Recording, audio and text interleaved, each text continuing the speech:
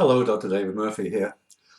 I've been reading books since I was a child. They're an important part of my life. I love reading the stories. It's a nice escapism, and you learn a lot. I want to share a book with you I just finished that I learned a lot about myself and about people. And it was called The Tattooist of Auschwitz. And it's the story of a man who was in Auschwitz almost from its inception until the day the Russians liberated the camp, which is a remarkable story in itself. And you might think, well, my goodness, that's a bit of a downer, isn't it? All the suffering you went through, and that's true. And yet it's a story of hope, and it's a motivating story. It's a story that tells you all the best things about being human, it's not just the worst things. And he went to the camp quite soon. He's from Czechoslovakia. I think he arrived in late 1942, 43. And he was there 3 years until the camp was liberated, which is a remarkable achievement in itself to have survived that long. Throughout from the beginning to the end.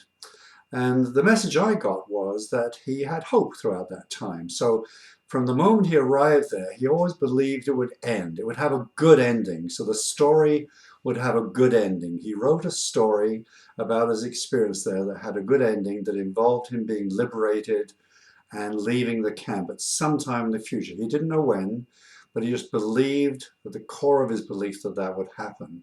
And at the same time, he knew that his chances of surviving on any given day were quite low. And so he didn't believe on any given day that he would survive to the end of the day. So he lived every day to the fullest. And he also lived every day in such a way that improved his survival. So he lived with hope without expectation. He hoped that this story would end with a good ending. At the same time, he didn't expect that. He lived every day as if it was his last, and he lived it to the most. And he also did every day what he could that would improve his survival. And so one of the things he went after was food. He did anything that would give himself more food because he knew he was in a starvation diet.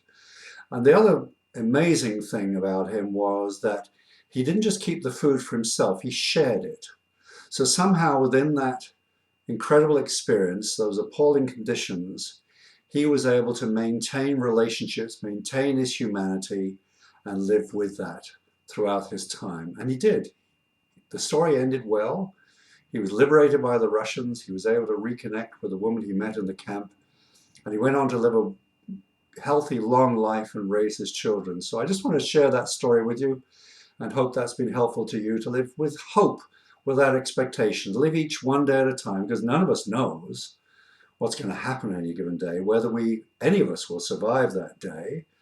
And yet to live without hope means we're not going to bother living a long future. We're not going to think of it at all. So hope without expectation, one day at a time. I hope you'll listen to that message. I'm Dr. David Murphy.